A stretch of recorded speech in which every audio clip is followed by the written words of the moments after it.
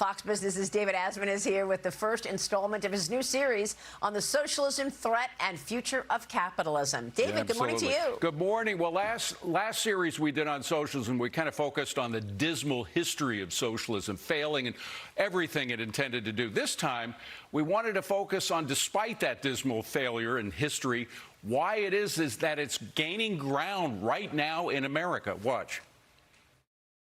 How could this happen?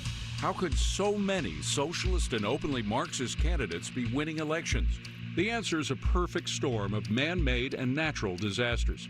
The storm began with the COVID pandemic. For 3 years, supply lines were halted, our movements restricted, even our ability to worship together was controlled. As former Obama Chief of Staff Rahm Emanuel once said, "Never want a serious crisis to go to waste." Government agencies gorged themselves on almost $5 trillion of temporary emergency spending, but much of that funding became permanent.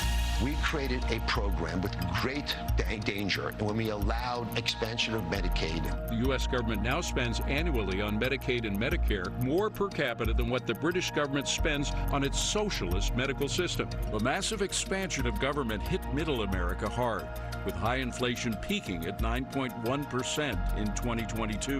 Making the slide into socialism worse was the enormous spending on millions of new migrants during Biden's open border policies, costing taxpayers an estimated $150 billion to over $450 billion annually. The seeds of hatred for capitalism were thrown on fertile ground. Young voters have become products of a woke education system that prizes indoctrination over basic educational skills. A recent report by an education watchdog shows teachers' unions contributed more than $1 billion on political activism and left-wing social causes since 2015.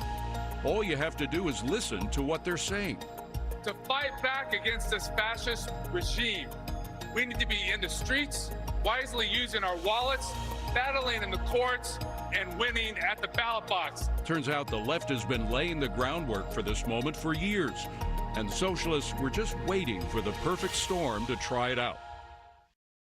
Yeah, the incredible thing about that union guy, that teachers union guy with the red shirt on, talking about indoctrination rather than education.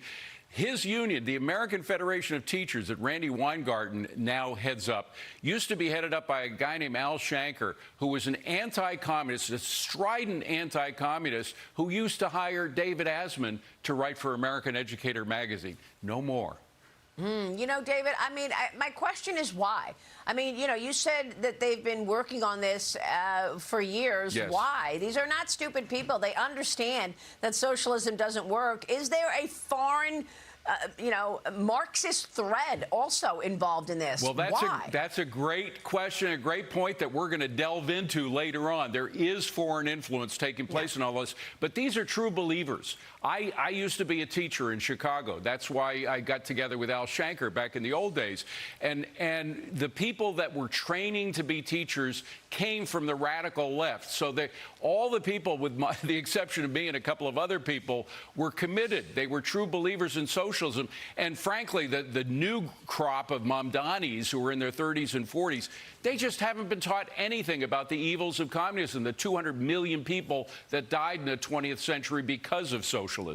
Yeah, and, you know, this is also disrupting the entire Democrat Party. David, we look forward to the piece and your continuing coverage of this. Jonathan, Mitch, Cheryl, this has thrown a wrench into the Democrat Party, as even Andrew Cuomo noted when he joined us earlier this week, former governor of New York. Watch this.